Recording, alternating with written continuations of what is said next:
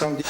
В Высшей школе музыки начала свою работу летняя творческая школа. Ее организовали в рамках второго международного конгресса «Музыка для всех». Каковы цели работы летней школы и что она дает ученикам, расскажет Аэлита Никулина.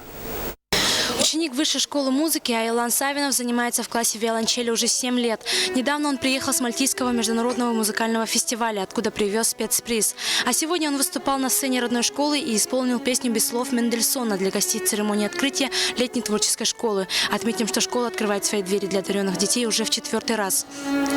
Одна из целей летней творческой школы – это отбор талантливых детей для обучения уже в Высшей школе музыки. Учащиеся Высшей школы музыки, которые готовятся к конкурсам, которым нужно готовить новую концертную программу, безусловно, будут также принимать участие в работе летней творческой школы. 86 детей из разных районов Якутии пожелали стать учениками творческой школы. Сезон рассчитан для детей-музыкантов.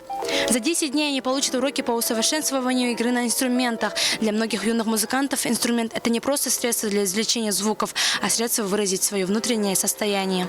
Я погружаюсь в какую-то атмосферу и слышу только музыку. И как бы ничего больше. Очень благодарю моего педагога Ольгу Григорьевну Кошелеву за то, что она меня всему этому научила. И я очень люблю эту школу. В летней школе будут учиться и учителя музыки, и педагоги детских школ искусств. Для них пройдут курсы повышения квалификации.